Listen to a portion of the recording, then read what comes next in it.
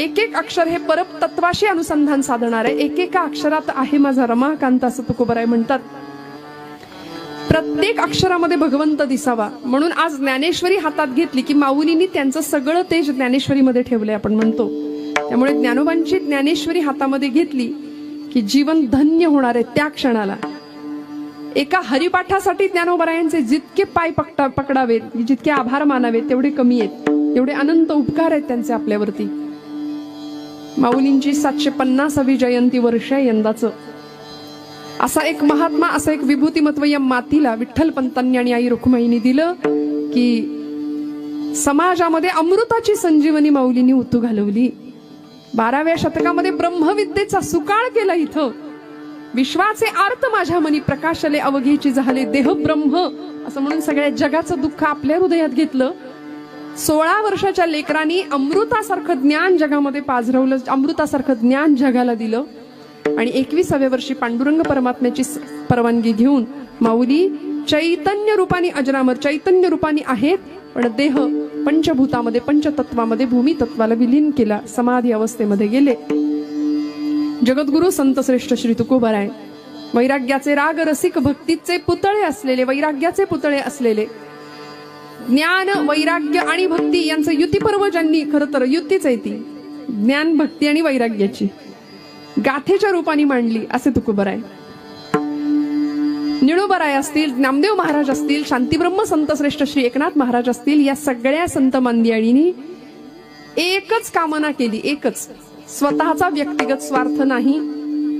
माझं जन्माला येण्याचं इप्सित किंवा साध्य काय आहे हे ओळखलं आणि जगाच्या कल्याणा संतांच्या विभूती देह कष्टविती पर उपकारे या न्यायानी सकलांच्या पाया माझा दंडवत आपुलाले चित्त शुद्ध करा असं म्हणून दंडवत घालून कामना केली जगाच्या कल्याणाची. दादागिरी नाही केली संतांनी. दादागिरी तुम्ही आम्ही करतो.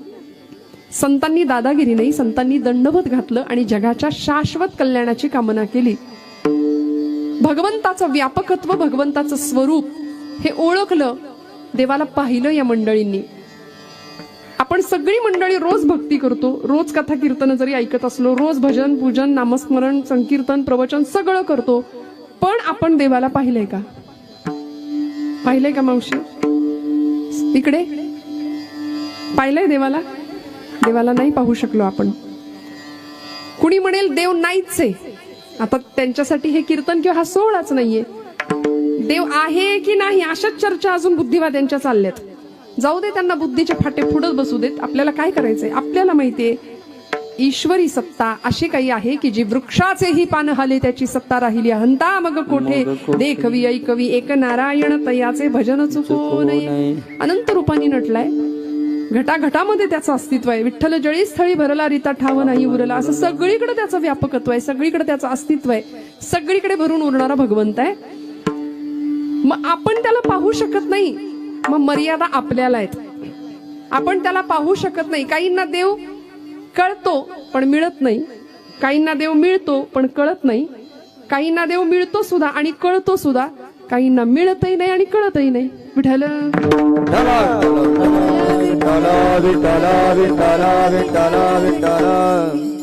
बाबा महाराज सातारकर असं म्हणायचे की तुम्ही देवाला माना किंवा मानू नका. देवाला न मानणाऱ्यांचा एक वर्ग आहे, फार मोठा आहे बघा. स्वतःला नास्तिक म्हणवणारी मंडळी तीच खरं तर फार आस्तिक असतात, घाबरून असतात. देवाला न मानणाऱ्यांचा एक वर्ग आहे. त्यांना बाबा महाराज म्हणायचे तुम्ही देवाला माना किंवा मानू नका. त्यांनी तुम्हाला मानलंय एवढं तर माना. तुम्ही देवाला माना किंवा मानू नका, तो तुम्हाला विसरत नाही याचं विस्मरण होऊ देऊ नका. देव नाही आपल्याला विसरत, आपण त्याला विसरतो. आपण त्याला नाही मानलं तरी चालतं, पण तो आपल्याला मानतोय. आणि ज्या दिवशी भगवंत आपल्याला मानणार नाही त्या दिवशी आपल्या घरासमोर गर्दी जमते. लोक म्हणतात उचला आता, यांना झाला कार्यक्रम, यांचा आटोपला. त्यामुळे देव आपल्याला मानणार नाही म्हणजे काय? चैतन्य देह सोडून जातं.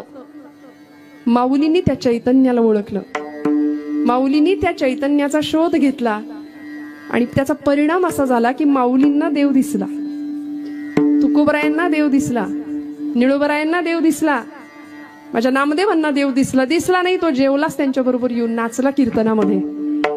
इतकं व्यापकत्व भगवंताचं विशाल.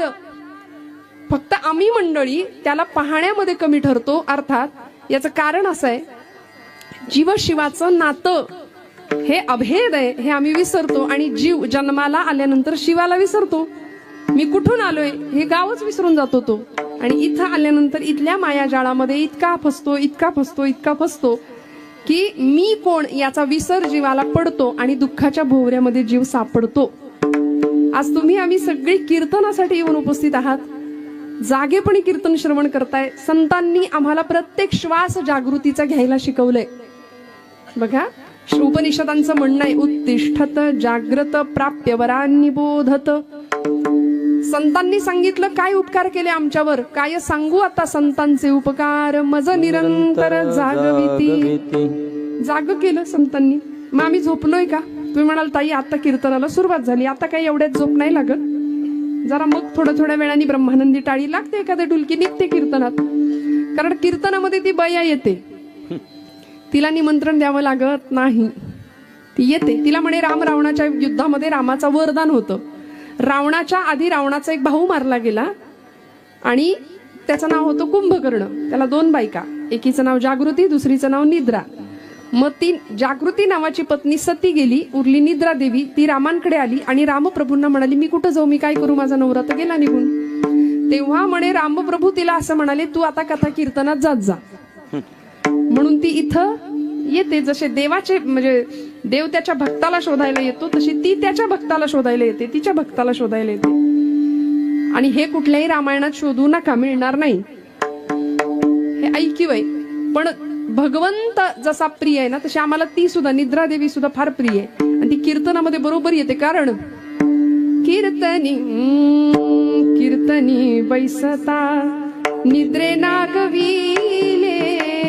कीर्तनी बैसता निद्रे नागविले.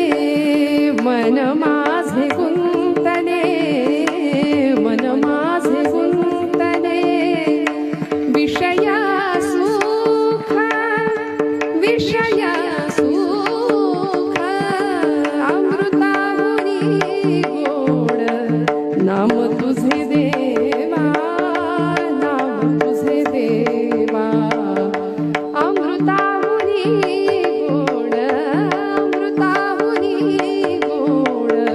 नाम तुझे देवा, नाम तुझे देवा.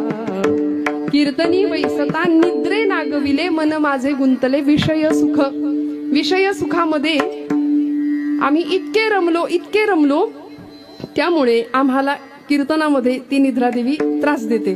पण संतांनी आम्हाला जाग करण्याचं काम केले. उत्तिष्ठत जाग्रत. उपनिषदकार म्हणाले, उठा जागे भारे आता, स्मरण करा पंढरीनाथा. जन्म मरणाची येरझार चुकवण्याचं काम करणारं जागे पण संतांनी आम्हाला दिलं. पण आता माझा प्रश्न असा आहे, आपण आधी जागे होतो की आपण आधी उठतो? उपनिषदकार म्हणाले उत्तिष्ठत आणि जाग्रत. खूप लक्ष देऊन कीर्तन ऐका बरं का. अनेकांचा असा संभ्रम असतो, 2 तास भरपूर हसायला मिळालं की कीर्तन मस्त, कीर्तन भारी, विनोद. आयुष्याचा विनोद व्हायची वेळ आली. कीर्तनात विनोद आमच्या गुरुजींनी सांगितलं लोणच्या पुरता पाहिजे. लोणच्याचं जेवण आपण नाही करत बाबा कधी. त्यामुळे भक्ती ज्ञाना विरहित गोष्टी इतरान कराव्या. प्रेम भरे वैराग्याच्या युक्ती विवराव्या. प्रेम भरे वैराग्याच्या युक्ती विवराव्या. भक्ती ज्ञाना विरहित गोष्टी न कराव्या. प्रेम भरे प्रेम भरे वैराग्याचा युक्ती विवराव्या. जेणे करोनी मूर्ती ठसावी अंतरी श्रीहरीची. जेणे करोनी मूर्ती ठसावी अंतरी श्रीहरीची. ऐसी कीर्तन मर्यादा संतांच्या घरची. ऐसी कीर्तन मर्यादा हो संतांच्या घरची. हे नाथांचं कीर्तनाची आचारसंहिता नाथांनी दिलेली आहे, त्यामुळे ती मोडण्याचा अधिकार आपल्याला नाही. त्यामुळे मी असं म्हटलं की आपण सगळेजण देवाला पाहण्याकरता धडपडत असतो, देवाला प्राप्त करण्याकरता धडपडत असतो. कुणी जपजाप्य करतंय, कुणी तीर्थयात्रा करतंय, कुणी दान धर्म करतंय, कुणी स्वाध्याय परिवाराकडे जातंय, कुणी सनातनच्या बैठकीला जातंय, कुणी प्रजापिता ब्रह्मकुमारी त्यांच्या बैठकीला जातं, कुणी अजून इस्कॉनकडे जातंय, कुणी दत्त संप्रदाय, कुणी वारकरी संप्रदाय, कुणी अजून कुठला संप्रदाय. अनेक वाटा आहेत, अनेक वाटा आहेत. ज्याला जी वाट झेपतीये, पसतीये, रुचतीये तो त्या वाटेला जातोय. पण वाटांमधला भेद जोपर्यंत नष्ट होत नाही तोपर्यंत देव सापडत नाही. असंख्य वाटेंनी आपण जात जात जात जात अभेद वृत्ती निर्माण होण्याऐवजी भेदच वाढत चालला. आमचं असं, आमचं तसं, आमचं तसं. आणि हे करण्याच्या नादामध्ये एकरूप असलेलं, एक असलेलं, एकोहम बहुश्याम असलेलं ते एक तत्व, एक ब्रह्म आम्ही विसरून गेलो. आणि ज्ञानोबरायांनी त्या ब्रह्माची ओळख करून दिली आम्हाला, किंवा ते ब्रह्म ओळखलं, संतांनी ते ब्रह्म ओळखलं. निळोबरायांनी त्या ब्रह्माची व्याप्ती सांगून दिली आम्हाला. निळोबराय म्हटले, एकले न कंठेची म्हणून या येणे. एकटं होतं ते. कोण? ते ब्रह्म एकटं होतं, त्याला कर्मच नव्हतं. देव एकटा होता, निर्गुण होता, निराकार होता, त्याला कर्मेनाच. म्हणून त्यांनी आपल्या मायेचा आधार घेतला आणि मग त्यांनी सृष्टीची रचना केली. एकले न कंठेची म्हणून या येणे, केली निर्माणे वो 14 भुवने, गगन मेघ सूर्य चंद्र तारांगणे, पंचही महाभूते भौतिके भिन्न भिन्ने वो, पंचही महाभूते भौतिके भिन्ने भिन्ने वो, ऐसा लागनिया माया सूत्रधारी, ऐसा लागनिया माया सूत्रधारी,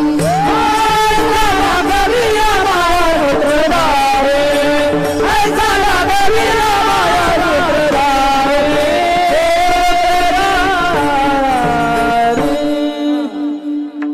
ज्याची नाभी कमळी जन्म चतुरानना, ज्याच्या नाभीतनं जगाला निर्माण करणारा ब्रह्मदेव जन्माला आला. ज्याची नाभी कमळी जन्म चतुरानना, ज्याची प्रकाश प्रकाश रवी किरणा, ज्याची महातेज तेज हुताशना, हो येण्याची पढवुनी वेदू केला शहाणावो, येण्याची पढवुनी वेद केला शहाणावो, ऐसा लागनिया माया सूत्रधारी, ऐसा लागनिया माया सूत्रधारी, ऐसा लागनिया माया सूत्रधारी, ऐसा लागनिया माया सूत्रधारी.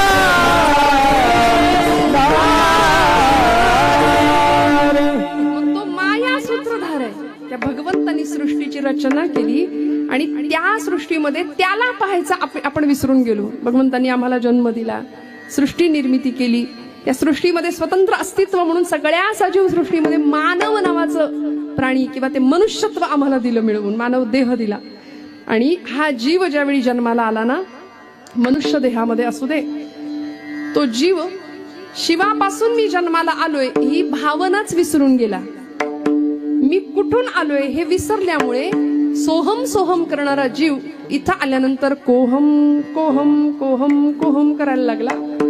आणि मी कोण या प्रश्नाचं उत्तर त्याला काही केले मिळेना. त्यामुळे या भवचक्रामध्ये हा जीव इतका अडकला, इतका गुरफटला. त्याचा परिणाम असा झाला की स्वतःची ओळख तर राहिली, देवालाही ओळखणं राहून गेलं.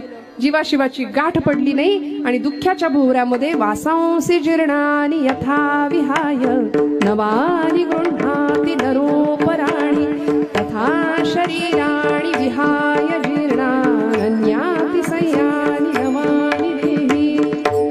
पुन्हा पुन्हा पुन्हा पुन्हा जीवन मरणाच्या चक्रामध्ये पुनरपि जननम पुनरपि मरणम पुनरपि जननी जठरे शयनम असा हा जीव अखंड सापडला आणि दुःखाच्या भोवऱ्यात फसला. संत आनंद स्वरूपाला प्राप्त झाले. तुकोबरायांकडे बघा, भौतिक प्रपंचिक अवस्था कशी होती महाराजांची. प्रचंड दुःख दारिद्र्य होतं. दुर्गादेवीचा दुष्काळ येऊन गेला, सगळं लोकांना देऊन टाकलं, रिकामं झालं मन, रिकामं झालं घर, सगळा प्रपंच वाताहत झाली प्रपंचाची. पण त्यानंतर तुकोबराय म्हणतात, बरे झाले देवा निघाले दिवाळी, बरी या दुष्काळे पीडा गेली. बरं झालं ना देवा, बरं झालं, माझं दिवाळं निघालं प्रपंचाचं, हे बरं झालं. हे तुकोबराय म्हणतात, आम्हाला जरा कुठे खट्ट झालं संसारात, जरा कुठे बिनसलं की आम्ही सगळं खापर देवावर पडतो. देवा तू केलं, तुला बघवलं नाही. आपल्या सुखातही देव नसतो आणि आपल्या दुःखातही देव नसतो. आमची चूक अशी होती की आम्ही त्याला ओळखायला चुकतो. आम्ही सगळीकडे त्याचा शोध घेत राहतो आणि तो कुठंच नसतो. वस्तुतः देव किंवा ब्रह्म किंवा ते चैतन्य ही शोधायची वस्तूच नाही. देव हा प्राप्त करण्याची गोष्टच नाहीये. देव प्राप्त आहे आपल्याला. तुम्ही जागे आहेत ना सगळे? सगळे जागे आहेत ना? हा, देव आपल्याला प्राप्त आहे. मग आता सांगा, देवाला पाहिलंय का? पहिला प्रश्न परत विचारते, देवाला पाहिलंय का? अजून पण नाही म्हणताय? बर, मग अशी तुम्ही नाहीच म्हटला होतात, आताही देवाला पाहिलं नाही असंच उत्तर देत आहे. बर, देव प्राप्त करण्याची वस्तू किंवा गोष्ट नाहीये, देव आपल्याला प्राप्त आहे. प्रमाणासहित सांगते, तुकोबरायांचं प्रमाण आहे, उदकाचे तरंग तरंग उदकाचे अंग, तरंग उदकाचे अंग, तरंग उदकाचे अंग.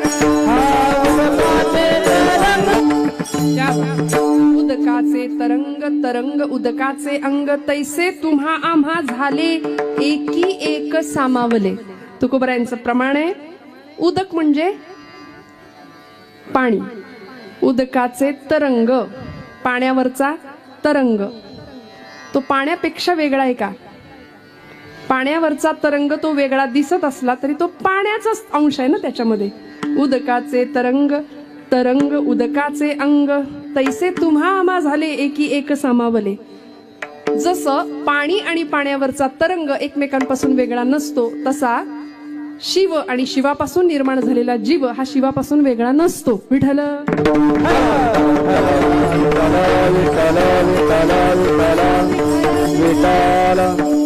मग भगवंताला पाहावं लागेल, बघावं लागेल. तो बाहेर दिसणार नाही, तो विटेवर मूर्ती रूपाने दिसेल, तो चैतन्य रूपाने दिसेल. ज्ञान्यांना तो विटेवर सुद्धा दिसला चैतन्य रूपाने, पण आपण मूर्तीला नमस्कार करून येतो, मूर्तीतलं चैतन्य आपण पाहत नाही. तो विटेवर उभा असलेला भगवंत तो जर आतही आहे याची प्रचिती घ्यायची असेल तर आपल्याला आत बघावं लागेल. आत म्हणजे कुठे? आपण बहिर्मुख आहोत, आपली इंद्रिय सगळी बहिर्मुख आहेत, ती अंतर्मुख करावी लागतील आणि आत देवाला देव आहे. देव आहे ठामपणे सांगितले, देव आहे, पण हृदय मंदिरी शोधुनी पाहे. अहो ज्ञानोबांना तो दिसलाय आणि तो कसा होता? मी त्याला पाहिलं, ज्ञानोबराय ठामपणे सांगतायत. तुकोबरायांनी त्याला पाहिलं, तुकोबरायांनी अनुभूती घेतली देवाला पाहण्याची. आता आपल्याला तो दिसलाच नाही, आपण कसं सांगणार देव कसा आहे? आपल्याला दिसला नाही, आपण कसं सांगणार देव कसा आहे? आपण मात्र बुद्धीचे फाटे फोडत बसतो. आणि असंच एका पत्रकारांनी पंढरपूरला जाणाऱ्या एका निष्ठावंत 80 वर्षाच्या वारकऱ्याला प्रश्न विचारला होता, महाराज किती वर्षापासून वारी करताय? साल काय आठवत नाही, पण माझा नातू जसा माझ्या खांद्यावर आहे तसा मी माझ्या आज्याच्या खांद्यावर बसून येत होतो, तेव्हापासून मी वारी करतोय. इतक्या सहज उत्तर मिळालं. आणि पुढचा त्या पत्रकाराचा, त्या पोराचा प्रश्न, आई आम्ही बुद्धिवादी माणसं अशीच असतो बघा, फार फाटे, श्रद्धा नाही, भाव नाही, खंडीवर प्रश्न विचारू आम्ही. खंडीवर टिकली लावायची कपाळाला, पोरगी विचारणार का नाही लावली तर काय होते, नाही का? खरं एक नाही मावशी, हातात बांगडी घाल ग बाई असं म्हणायचं सोय नाही. ती म्हणते काय होतंय नाही घातली तर. त्यांच्याकडे उलटे प्रश्न तयार असतात. असं त्यांनी विचारलं, बाबा एवढे वर्ष तुम्ही वारी करता, बर मग देव दिसला का? देव भेटला का तुम्हाला? त्या बाबांनी त्याच्याकडे असं बघितलं आणि म्हणले, एवढे वर्ष वारी करताय तुम्ही, इतक्या उन्हात अनात पावसा पाण्यात चिखला तुडवत तुडवत सगळे भिजत उन्हात बिना कशाही जाता तुम्ही, पांडुरंग दिसलाय का तिथं तुम्हाला? तो म्हणला, नाही रे बाबा नाही दिसला. तरी वारी करता? वय थकलंय, चालायला जमेना तरी वारी करता? नाही म्हणले, पांडुरंग काही दिसला नाही. त्या पोरांनी खूप प्रश्न विचारले. त्या म्हातार बाबांनी सांगितलं, पोरा लई प्रश्न विचारलीस मला तू आतापर्यंत, आता मी तुला एकच प्रश्न विचारू का? तो म्हणला, हे विचारा. तुम्ही कुत्रा पाळता का? कुत्रा म्हणले. तो पत्रकार, तो मुलगा म्हणाला, हो आमच्याकडे कुत्रे घरात पण असतात म्हणले, बेडवर पण असतात. आम्ही शहरी माणसं काय, कुत्रा अंगणात असावा खरं, मागच्या दारात असावा, पुढच्या दारात, पण घरात नसावा असं आम्ही गावकरी समजतो. पण शहरी माणसं काय होते, याला घरातही नेतात. म्हणजे आमच्याकडे आम्ही कुत्रा पाळतो. बरं, पण तुम्ही घरात पाळता, पण आम्ही खरं सांगू का, ते म्हातार बाबा सांगायला लागले, आमचं कुत्र घरात नसतं, घराच्या बाहेर असतं. वाड्या वस्त्यांवर, वस्तीवर, समजा आमची शेतीची काही कामं चालली असतील, पेरण्या झाल्या असतील, धान्य असेल, तर या सगळ्याची वस्तीची राखण करण्याकरता आमचं कुत्र वस्तीची राखण करतं रात्रभर. आणि रात्रीच्या वेळी एखादा चोर जर वस्तीवर शिरला, आमच्या गावात शिरला, तर आमचं कुत्र भुंकतं. बर का, आमचा कुत्रा भुंकतो आणि त्यांनी भुंकलेलं पाहून त्याचा आवाज ऐकून गल्लीतली बाकीची कुत्री भुंकायला सुरुवात करतात. त्याचं भुंकणं ऐकलं की तिसरं कुत्र भुंकतंय, त्याचं ऐकलं की चौथं कुत्र भुंकतं. असं करत करत करत गल्लीतली सगळी कुत्री एकाच वेळी रात्री भुंकतात. तो म्हणला, बाबा नक्की काय म्हणायचंय तुम्हाला? अरे सांगतो, ऐक तर पुढं. तू मला प्रश्न काय विचारला? तू देवाला पाहिलंयस का? तुम्ही देवाला पाहिला का? पांडुरंग दिसला का? तुम्ही कुत्रा पाळता, पण आम्ही पाळलेली कुत्री भुंकतात एका वेळी. एक कुत्रा भुंकला, चोराला कुणी पाहिलेलं असतं? पहिल्या कुत्र्यांनी. सगळ्या कुत्र्यांनी चोराला पाहिलेलं नसतं, पण सगळ्या कुत्र्यांचा त्याच्यावर विश्वास असतो की काहीतरी गडबड आहे, भुंकलं पाहिजे. हे जर प्राण्यांच्या बाबतीत आहे, तर आम्ही माणसासारखी माणसं आहे. आम्हाला माहितीये ज्ञानोबांनी तुकोबांनी पांडुरंगाला पाहिलंय, त्यांनी पाहिलंय, त्यांना दिसलाय, मग आम्हाला सुद्धा पांडुरंग दिसणार, हा विश्वास. विठ्ठल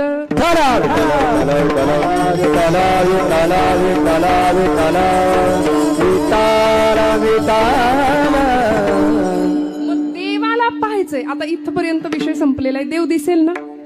आता हो, आता तरी हो म्हणा. तुम्ही नाही नाही नाही अशाच माना हलवत आहे. देवाला पाहिलंय का? नाही, पण पाहायची इच्छा आहे का? आहे. देव दिसेल का? दिसेल ना. आता दिसणार. देव दिसणार. ज्ञानोबांना दिसला, तुकोबांना दिसला, आपल्यालाही दिसेल. पण ज्ञानोबांना कसा दिसला ते ज्ञानोबराय सांगतात.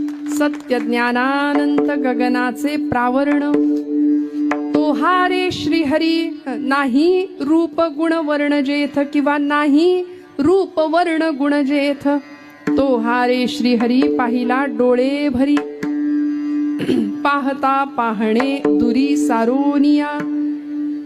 भगवंतांना मी पाहिलं असं ज्ञानोबराय सांगतात. आणि तो भगवंत कसा आहे, त्याचं अस्तित्व, त्याचं स्वरूप, त्याचं व्यापकत्व, एकंदरीत त्याचं रूप सगळं आमच्या समोर शब्दातनं व्यक्त केलं ज्ञानोबरायांनी. सत्य ज्ञानानंत किंवा सत्य ज्ञानानंद दोन्ही पाठभेद आहेत. गगनाचे प्रावरण, नाही रूप वर्ण गुण जेथे. देव कसा आहे? देव मला दिसला, देवाला मी पाहिलं. ज्ञानोबराय सांगतात देव सत्य स्वरूप आहे. देव सत्य स्वरूप आहे. जिथं जिथं सत्य आहे तिथं तिथं देवत्व आहे. आता देवाला पाहायचं कसं आणि कुठे पाहायचं? बघा, देव कुठे दिसणार? जिथं सत्य आहे तिथं देव आहे. श्रीमद भागवत महापुराणामध्ये मंगलाचरणाचा पहिला श्लोक म्हटला जातो. सच्चिदानंद रूपाय विश्वोत्पत्त्यादि हेतवे तापत्रय विनाशाय श्रीकृष्णाय वयं नमः. सच्चिद आनंद स्वरूप असं त्याचं स्वरूप आहे. या श्लोकामध्ये भगवंताचं स्वरूप, भगवंताचा स्वभाव आणि भगवंताचं सामर्थ्य तिनेही सांगितलंय. सच्चिदानंद रूपाय विश्वोत्पत्त्यादि हेतवे, हे त्याचं सामर्थ्य आहे. विश्वाच्या उत्पत्तीच्या, स्थितीच्या आणि लयाला कारण ठरणारा तो भगवंत आहे. हे त्याचं सामर्थ्य आहे. आणि तापत्रय विनाशाय म्हणजे त्रिविध तापांचा नाश करणारा तो भगवंत, त्याचा तो स्वभाव आहे. म्हणजे हे सगळं भगवंताकडे आहे. आणि त्यातलं ज्ञानोबराय सांगतात माझा भगवंत मी पाहिला. तो कसा दिसला? सत्य ज्ञानानंद गगनाचे प्रावरण, तो सत्य स्वरूप आहे. आणि तुकोबरायांनी सुद्धा त्याला ओळखलं, त्याला सांगितलं देवा तू कसा आहे? सत्य तू, सत्य तू, सत्य तू विठ्ठला.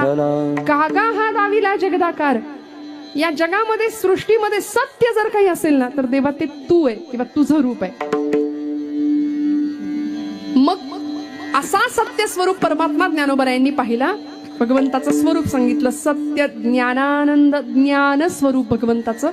जिथं ज्ञान आहे तिथे भगवंत आहे. कसलं ज्ञान? कुठलं ज्ञान? भौतिकशास्त्र, फिजिक्स, केमिस्ट्री, बायोलॉजी हे का? मॅथमॅटिक्स नाही. हे तर शाळेत आम्हाला मिळतं. पण आत्मस्वरूपाचं ज्ञान, जे भगवंताला होतं आणि ते ज्ञान हे देवाचं स्वरूप आहे, देवाचं रूप आहे. भगवंताच्या षडगुणैश्वर्याचं वर्णन ज्यावेळी ज्ञानोबराय करतात त्यावेळी भगवंत कसा आहे, ऐका ज्ञान वैराग्य ऐश्वर्य यशश्री औदार्य हे साही गुणवर्य वसती जेथ. ज्ञान वैराग्य ऐश्वर्य यशश्री आणि औदार्य या 6 गुणांचा तो स्वामी आहे, म्हणून त्याला भगवंत म्हटलंय. षडगुणैश्वर्य संपूर्ण आहे. येणे कारणे भगवंतू जो निसंगाचा सांगा तू, तो म्हणे पार्था दत्तचित्तू होई आता. भगवान म्हटलंय, भग म्हणजे गुण, जो गुणांनी वान म्हणजे व्यापणं, गुणांनी जो व्यापताय तो भगवान आहे. त्याच्या गुणांचं वर्णन करावं. त्या गुणांमधला 6 गुणांमधला एक गुण माऊली सांगतात ज्ञान. पहिला गुण आहे ज्ञान. कुठलं ज्ञान? मी आता सांगितलं तसं, बाकीचं नाही, भौतिकातलं नाही. आत्मस्वरूपाचं ज्ञान. हु आय एम, मी कोण, मी स्वतःला तरी ओळखलंय का, मी स्वतःचा तरी श्वास बघितलाय का, मी कोण आहे. त्या मीची प्रचिती येणं, ते ज्ञान होणं, ते अध्यात्माचं ज्ञान, ते आत्म्याचं ज्ञान, ते भगवंताचं स्वरूप आहे. म्हणून सत्य ज्ञानानंद. आणि देवाचं स्वरूप आहे ज्ञान आणि आनंद. आनंद स्वरूप आहे देव. देव स्वतः आनंदाचं निधान आहे. त्याचं स्वरूप सांगितलं संतांनी. आनंद अद्वय नित्य निरामय, आनंद अद्वय नित्य निरामय, आनंद अद्वय नित्य निरामय, आनंद अद्वय नित्य निरामय. एका निज ध्येया योगियाचे, एका निज ध्येया योगियाचे समचरण साजिरे विटेवरी, एक समचरण साजिरे विटेवरी. एका निज ध्येय योगियाचे, एका निज ध्येय योगियाचे, देह समचरण साजिरे विटेवरी, देह समचरण साजिरे विटेवरी. आनंद हे भगवंताचं स्वरूप लक्षण आहे. देव आनंद स्वरूप आहे, नित्य आहे, निरामय आहे, अद्वय आहे. आनंद हे भगवंताचं स्वरूप ज्ञानोबराय सांगतात. सत्य ज्ञानानंद गगनाचे प्रावरण. आनंद स्वरूप असलेल्या भगवंताचे आम्ही अंश आहे. आणि आम्ही कसे वागतो, आमचा चेहरा कसा असतो, असतो का आनंदी कायम? आता इथे बसलेले सगळे चेहरे आनंदी आहे असं मी आपलं समजते. आहे ना, तुम्ही आनंदी आहे ना, काही टेन्शन नाही ना, काही त्रास नाही ना, काही दुःख नाही ना. संसार दुःखाशिवाय असूच शकत नाही. पहिली गोष्ट, संसार दुःख मूळ हे सगळ्यांचं प्रमाण. कीर्तनाला न येणाऱ्यांचं सुद्धा पाठ असतं. राहू दे, आपण नाही म्हटलं ते सगळ्यांना माहितीये. संसार दुःख मूळ चाली सह माहिती असतं. म्हणजे आम्ही इतके रडत ती चाल म्हणतो संसार दुःखाचा हे आम्हाला माहितीये, पण सुटत नाही. सुटतो का संसार? बरं, आपण संसाराला धरलंय की संसाराने आपल्याला धरलंय? खरं सांगा ना मावशी. मग सोडायचं का? सुटलं तर सगळं सुखाचंच आहे, पण सुटत नाही, सुटत नाही. आनंद स्वरूप परमात्मा आहे, त्याचे आम्ही अंश आहोत, पण आपण कायम दुःखी. जीव शिवापासून ज्यावेळी वेगळा समजायला लागतो स्वतःला, त्यावेळी तो दुःखाच्या भोवऱ्यात सापडतो. जीव शिवस्वरूप आहे, मी त्याचाच अंश आहे, हे ज्यावेळी जीवाला कळतं त्यावेळी जीव आनंद स्वरूपाला पोहोचतो. माऊलींनी तो अनुभव घेतला आणि माऊली भगवंताचं स्वरूप सांगतात. सत्य, सत्य स्वरूप, ज्ञान स्वरूप आणि अनंत किंवा आनंद स्वरूप. देव आनंद स्वरूप आहे, देव आनंद स्वरूप आहे. माऊलींना त्याच जीवाचा किंवा त्याच जीवातला जो जीव आहे की नाही त्याचा लळा लागला. आतमध्ये तो ते परमात्मा तत्व. देह देवाचे मंदिर, देह देवाचे मंदिर, देह देवाचे मंदिर, देह देवाचे मंदिर. आत आत्मा परमेश्वर, आत आत्मा परमेश्वर, देह देवाचे मंदिर, देह देवाचे मंदिर, देह देवाचे मंदिर, देह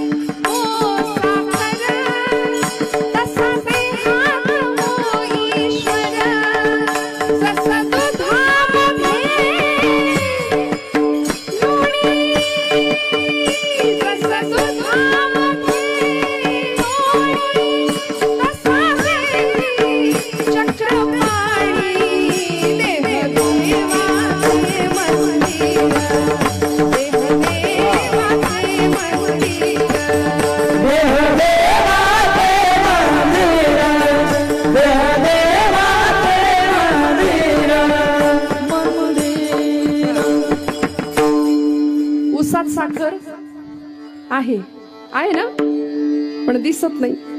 दुधात लोणी आहे का? आहे ना, दुधात लोणी आहे, पण ते दिसत नाही.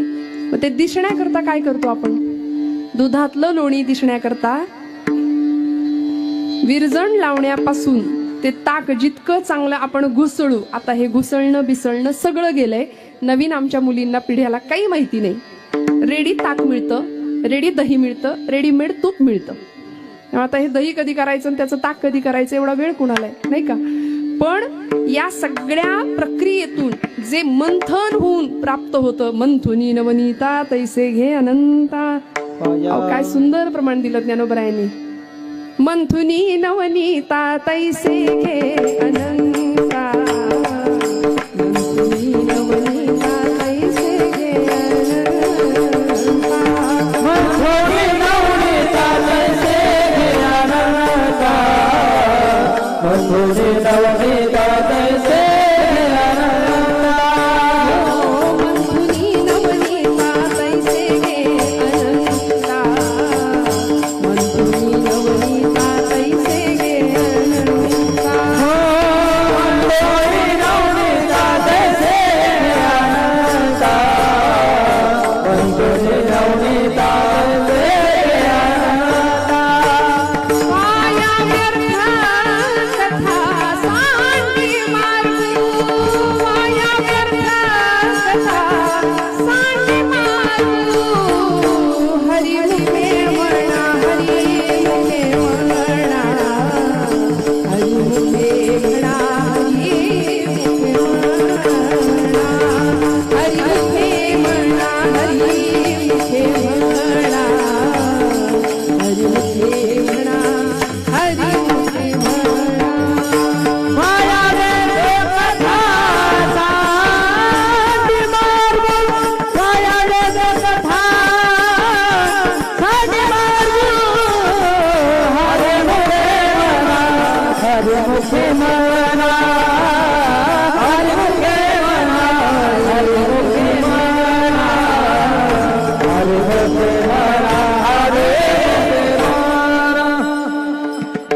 मंथोनी नवनीता तैसे घे अनंता. मंथन करून नवनीत जसं आपण प्राप्त करतो तसं अनंताला प्राप्त करावं लागेल. आणि तो देहात आहे. जसं दुधातलं लोणी दिसण्याकरता काय करावं लागतं? घुसळावं लागतं की नाही? मग तसं देहातला चक्रपाणी दिसण्याकरता काय करावं लागेल? घुसळावं लागेल. आणि घुसळायचं म्हणजेच भजन करायचं. बोला विठ्ठल.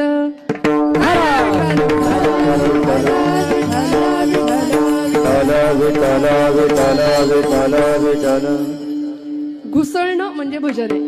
बरं, आता अजून थोडं सांगते. फिजिक्सचा, भौतिक शास्त्राचा एक नियम आहे, सिद्धांत आहे की एनर्जी ज्यावेळी आपण सेंट्रलाइज करतो, ऊर्जा ज्यावेळी एकत्र आणली जाते त्यावेळी ती जास्त ताकद देते, सघन होते. ऊर्जा एकत्र आली की ती सघन होते. वारा सगळ्यांनी पाहिलाय, पण तो वारा पवनचक्कीच्या माध्यमातून एकत्र आणला की काय होतं? वीज तयार होते. वाफ सगळ्यांनी पाहिली आहे. चहाच्या किटलीतनं वर जाणारी वाफ, रोज चहाची वाफाळलेली आपण पाहतो ना, रोज पाहतो. पण त्या वाफेला एकत्र आणलं तर त्या वाफेवर इंजिन सुद्धा चालतं. हे शास्त्रज्ञांना सिद्ध करून दाखवलं. अर्थात ते झालं. आणि हे शास्त्रज्ञांनी माऊलींच्याच तत्वज्ञानातनं घेतलं, हे आपल्याला माहितीये. मग ही सगळी एनर्जी ज्यावेळी एकत्र आणली त्यावेळी त्याची ताकद वाढली. हे जर आपल्याला कळतं तर भगवंतांनी आम्हाला देहामध्ये प्रचंड ऊर्जा शक्ती देऊन पाठवली आहे, पण ती सध्या झोपली आहे. तिला जाग करण्यासाठी, ती जाग करण्याची गरज आहे. आणि ती एकदा जागी झाली, ती चैतन्य शक्ती एकत्र आली की ज्ञानोबरायांना जो अनुभव आला तो सर्वसामान्य साधकाला येऊ शकेल, असं ज्ञानोबरायांचं म्हणणं आहे. माऊली म्हणतात, मी त्याला पाहिलंय. कसा पाहिलं माहितीये का? योगिया दुर्लभ, योग्यांना सुद्धा दुर्लभ असलेला भगवंत मी माझ्या डोळ्यांनी पाहिलाय. तो म्या देखिला योगिया दुर्लभ, तो म्या देखिला साजणी. योगिया दुर्लभ,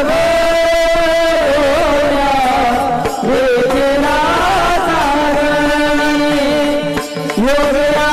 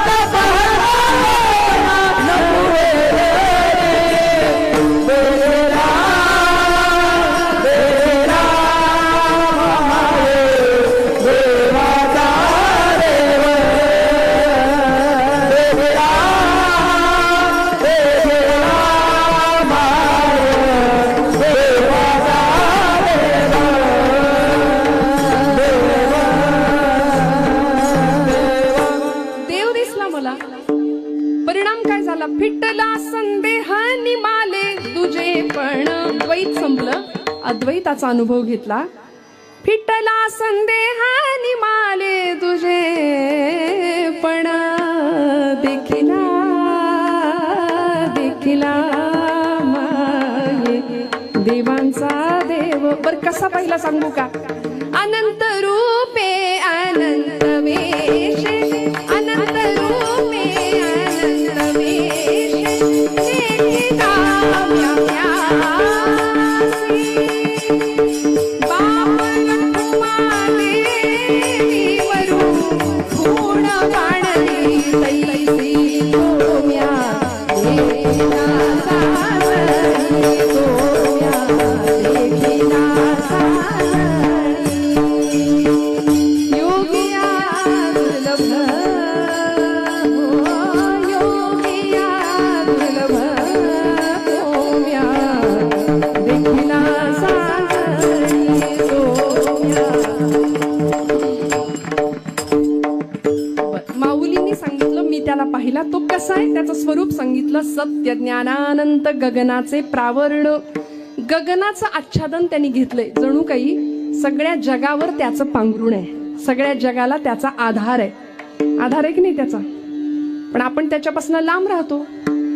आम्ही जर त्याच्या जवळ राहिलो ना तर आपण त्याच्या पांघरुणाखाली राहू, त्याच्या आच्छादनाखाली राहू. गगना इतका व्यापक आहे. महाराजांनी त्याचं वर्णन केलं. तुका म्हणे व्यापक नभा होई अणुचाही गाभा. देव किती मोठा आहे. विश्वरूप दर्शन योग. अर्जुनाला भगवंतांनी दर्शन दिलं. स्वतःच्या आत्मस्वरूपाचं स्वतःचे स्वरूप दाखवलं. कसा होता भगवंत? अनंत रूपो दरभक्त नेत्रम अनंत बाहू दरभक्त नेत्रम पश्चामि त्वां सर्वतोऽनंत रूपम नान्तं न मध्यम न पुनस्तवाद्यं पश्चामि विश्वेश्वर विश्वरूपम. कसा आहे भगवंत? ज्याला आदी नाही, मध्य नाही, अंत नाही. असा भला मोठा महाकाय रूप आहे. तो हत्ती होऊन हत्तीच्या देहात राहतोय, मुंगी होऊन मुंगीच्या देहात राहतोय. सगळीकडे परमात्मा तत्व आहे. सगळीकडं. मी मगाशी सांगितलं विठ्ठल जळी स्थळी भरला रीता. चराचर सृष्टीमध्ये त्याचं व्यापकत्व आहे. भू जल तेज समीर खर विशशी काष्ठादिकी असे भरला. स्थिर चर व्यापुनी अवघा जो जगदात्मा दशांगुले उरला. अद्यतिष्ठ दशांगुलम. सगळीकडे असलेला भगवंत माझ्या हृदयामध्ये मी त्याला पाहिला. म्हणून ज्ञानोबरायांनी त्या जीवातल्या जीवाला हाक मारली. जीवीची या जीवा प्रेमा भावाची या भावा तुझ वाचुनी केशवा तुझ वाचुनी केशवा अनुरावडे जीवे अनुसरलीये अजूनी कानये. वाट पाहिली त्याची. त्या चैतन्याचा जिव्हाळा लागला ज्ञानोबरायांना. चित्त चैतन्य चोरून नेले असा अभंग आहे माऊलींचा. त्यामुळे ज्ञानोबरायांनी त्याला ओळखलं. तो गगना इतका विशाल आहे. सगळ्या जगावर त्याचं पांघरुण आहे, मायेचं आच्छादन आहे. आम्ही त्याच्यापासून लांब राहतो. ही आमची अडचण आहे. आपल्याला नाही का वाटत देवानी आपल्या घरात यावं, देवानी आपल्या दारात यावं? देव पांडवांच्या घरात गेला की नाही? द्वारकेचा राणा पांडवा घरी. देव भक्तांच्या दारात गेला. देव आपल्याकडे येत नाही कारण आपल्याला देव सोडून बाकी सगळं आठवतं. प्रपंचामध्ये बाकी सगळं चालतं पण देव नाही आमच्या प्रपंचात. जनाबाईंनी देवाला आणलं. देवळातला देव स्वयंपाक घरात आणला. जात्यावर दळायला लावलं त्याला. नामदेव महाराजांनी आपल्या भक्ती तत्वाच्या जोरावर देवाला जेवायला बसवलं. कीर्तनामध्ये भगवंत नाचले नामदेव महाराजांच्या. सगळ्या संतांनी भक्तीच्या बळावर भक्तीच्या मापाने त्याला मापलं, त्याला मोजलं, त्याला ओळखलं आणि प्राप्त करून घेतलं. तसं ज्ञानोबराय म्हणतात मी सुद्धा त्याला पाहिलंय. मी सुद्धा त्याला पाहिलंय. दुसरं चरण. तो पाहता पाहणे दुरी सारोनिया तो हा रे श्रीहरी पाहिला डोळे भरी. जो निर्गुण आहे, जो निराकार आहे, जो गुण रूप वर्ण सगळ्याच्या पलीकडे अतीत आहे, त्याला मी डोळे भरून पाहिला. ज्ञानोबराय म्हणतात जो गुणांच्या अतीत आहे, जो रूपातीत आहे, जो निराकार आहे, आकारातच नाहीये, तो दिसला ज्ञानोबरायांना. किती गंमत आहे, किती आनंद आहे बघा. काय ज्ञानोबरायांचा अनुभव असेल. तो हा रे श्रीहरी पाहिला डोळे भरी. आणि दोन सर्वनामं एकत्र वापरली. जागेत ना आपण? तो हा दोन सर्वनामं एकत्र वापरली. तो म्हणजे काय आणि हा म्हणजे काय तेवढं बघितलं की आपलं कीर्तन संपलंय. काळजी करू नका. तो हा विठ्ठल बरवा बरवा तो हा विठ्ठल बर तिला दिला दिला दिला विठ्ठल बरवा बरवा तो हा विठ्ठल तिला दिला दिला. आपल्याला सगळ्यांना अभंग पाठ आहे ज्ञानोबरायांचा. तो हा विठ्ठल बरवा तो हा माधव बरवा तो हा माधव बरवा बरवा तो हा विठ्ठल बरवा बरवा. माऊलींनी इथे सुद्धा बघा तो आणि हा ही दोन सर्वनामं एकत्र वापरली. इथे सुद्धा तो हा श्रीहरी पाहिला तो हा रे श्रीहरी पाहिला डोळे भरी दोन सर्वनामं एकत्र वापरली. मराठी भाषेच्या व्याकरणशास्त्रानुसार दोन सर्वनामं एकत्र येत नाहीत. तरी सुद्धा ज्ञानोबरायांनी माझा मराठाची बोली कौतुके असं म्हणणारे ज्ञानोबराय दोन सर्वनामं एकत्र आणली. म्हणजे काय, तो कुणाला आपण म्हणतो, आपल्या सगळ्यांच्या मध्ये आता आपण सगळे बसलोय या सगळ्यांच्या मध्ये आपल्यातलाच एक ओळखीचा आहे पण ती व्यक्ती उपस्थित नाही. मग आपण काय म्हणतो, तो जो आहे पण इथं नाही आपण काय म्हणतो, तो. आणि आपल्यातलीच एक व्यक्ती आहे जी इथं आहे आपण म्हणतो हे बघ हा हा. कळला फरक. निर्गुणवाद्यांचा जो तो आहे की नाही तो आहे पण दिसत नाही तोच माऊली म्हणतात आम्हा सगुणवाद्यांचा हाय जो विटेवर उभा आहे. विठ्ठल भगवंत दिसतो भगवंत भेटतो. आम्हाला तुम्हाला सुद्धा भगवंत भेटेल पण त्याच्या जवळ राहिलं पाहिजे. आम्ही काय करतो माहितीये का, एसटीचा प्रवास सगळे करताना एसटीत बसतो की आपण. एसटीत बसताना आपला हट्ट काय असतो, कुठं बसलं पाहिजे, खिडकीची बाजू पाहिजे, अजून पुढची सीट पाहिजे. रस्त्यांची अवस्था बघता आपल्याला असं वाटतं ना की बाबा धक्के नाही बसले पाहिजे, सहज प्रवास झाला पाहिजे म्हणून आपण पुढे बसतो. आपण जितकं ड्रायव्हर पासून जवळ बसू, ड्रायव्हर पासून जवळची सीट असेल तेवढा आपल्याला आदळापट कमी असते. मधल्या सीटवर बसतो तर थोडी आदळापट कमी राहते. सगळेच शेवटची सीट दुर्दैवानं मिळालीच तर सगळे धक्केंदणकेच, सगळी आदळापटच असते. मग हे एसटी ड्रायव्हरच्या बाबतीत आहे. एसटीचा चालक आहे आणि आपण जगाच्या बापाला अखिलकोट ब्रह्मांडाच्या नायकाला सुद्धा जगत चालक म्हणतो. स्टेरिंग त्याच्या हातात आहे, सूत्रधार तो आहे. आपण ऐकलं ऐसा हा लाघविया माया सूत्रधारी, तो सूत्रधार आहे, त्याच्या हातात सगळं सगळं आहे की नाही. मग आपण त्याच्यापासून जितके जवळ बसू तितके धक्के आणि दणके कमी आहेत प्रपंचात संसारात. त्याच्यापासून जितके लांब जाऊ तेवढी सगळी आदळापट आहे, लक्षात ठेवा. मग काय रे देवान कसं रे देवा असं नाही. सगळा हृदयातला आणि डोक्यातला कचरा विचारांचा विकारांचा विषयांचा तो स्वच्छ करायला लागेल. स्वच्छ घर झालं हृदयाचं की मग देव येईल, मग देव तिथे येऊन बसेल. ज्ञानोबरायांनी त्याला हृदयामध्ये प्रगट केला, प्राप्त केला, म्हणून तर संजीवन तत्वाला स्पर्श करू शकले आणि ज्ञानोबराय भगवंताचं स्वरूप आम्हाला सांगू शकले. आम्ही सर्वसामान्य माणसं आहे, प्रापंचिक माणसं आहे, प्रपंचच एवढे आवडीने करतो की परमार्थ करायला आम्हाला सवड मिळत नाही. ब्रह्मचैतन्य गोंदवलेकर महाराज म्हणले प्रपंच सवडीने करा पण परमार्थ मात्र आवडीने करा. परमार्थासाठी मला वेळ नाही असं म्हणणं हे जगातलं सगळ्यात खोटं वाक्य आहे. आणि दिवसातनं 10 वेळा आम्ही ते बोलतो, मला वेळ नाही मला वेळ नाही. येताय का कीर्तनाला? नाही, वेळच नाही. मग काय ज्ञानेश्वरी घेताय का आजपासून वाचायला? कुठलं वेळ वेळच नाही आम्हाला. आम्हाला प्रपंच करायला बाकी सगळं करायला वेळ आहे. पण मला असं वाटतं तुम्ही सगळे ज्ञानेश्वरीच्या रोज 400 ओव्या वाचत असाल. वाचता ना रोज 400 ओव्या? नाही बरं मग 200 तरी 100. अहो निरोगी म्हणजे निरोगी माणूस, आयुर्वेद शास्त्र असं सांगतं एक निरोगी मनुष्य दिवसातनं 21,600 वेळा श्वासोच्छ्वास करतो. श्वास घेणं आणि सोडणं ही जी प्रक्रिया आहे 21,600 वेळा निरोगी माणूस दिवसातून 24 तासात. मग प्रत्येक श्वास देवाला वेचला जावा, रिकामा जाऊ निधी एक क्षण असं म्हटलंय. प्रत्येक श्वास देवाच्या आठवणीत काढावा. आम्हाला 21,600 वेळा नाही जमलं, 600 वेळा तरी 600 श्वास देवासाठी जातात का? नाही. 100 दिवसात नाही एकदा तो आठवतो आम्हाला. म्हणून मी नेहमी एक वाक्य उच्चारते, भक्तीच्या प्रांतात आम्ही लबाड माणसं आहे. देव आम्हाला दुःखात आठवतो, सुख आलं की आम्ही भगवंतापासून तितकेच लांब असतो. त्यामुळे ही माया आम्हाला स्वस्थ जगू देत नाही, दुःखाच्या भवसागरात संपवते आम्हाला. आणि मग या पुन्हा एकदा भवचक्रात अडकण्यापेक्षा आतली आत्मज्योत प्रज्वलित करणं. सोहिरा म्हणे ज्ञान ज्योती तेथे कैची दिवस राती, तया विणे नेत्रपाती हलवू नको रे, हरिभजना विण काळ घालवू नको रे. त्यामुळे आतली आत्मज्योत प्रकाश झाली, प्रज्वलित झाली की बाहेर अंधार असो नाही तर उजेड असो नाही तर रात्र असो नाही तर दिवस असो, काही घेणं देणं नाही. आम्ही आतमध्ये प्रकाशमान आहोत, आमची आत्मज्योत प्रज्वलित झाली आहे. ज्ञानोबरायांना तो अनुभव आला, तो आपल्या सगळ्यांना मिळावा अशी त्यांची इच्छा आहे. म्हणून ती ज्योतीची निज ज्योती प्रकट व्हावी अशी त्यांची इच्छा. ती इच्छा पूर्ण व्हावी. संतांनी त्या कळवळ्यांनी आपल्या सगळ्यांच्यासाठी एवढं सगळं केलं. जगाचे शिव्याशाप सुद्धा सहन केले, जगाकडून मिळणारी अवहेलना त्रास सहन केला, पण जगाचं चिंतनच कल्याणच चिंतन केलं.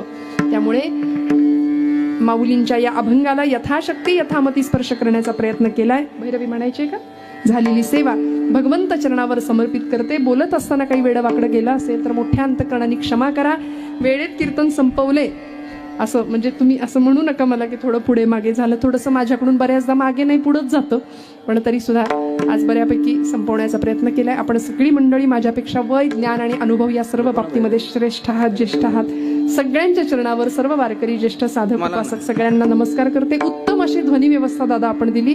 मनापासून तुम्हाला मनापासून धन्यवाद. कारण काय 2 तास ही सगळी साथ जुळून आली तर बरं आहे, नाही तर 7:30 आहे का काय 2 तास माझ्या मागं, असं कधी कधी वाटतं. पण अत्यंत सुंदर अशी गायन साथ आमची ताई आहे, महाराज मंडळी आहेत दोघंही अतिशय सुंदर. आणि सर्व संयोजकांचं सौजन्य असणाऱ्या सर्व मंडळींचं मनापासून ऋण व्यक्त करते आणि सेवेला विराम देते. ज्ञानेश्वर माऊली.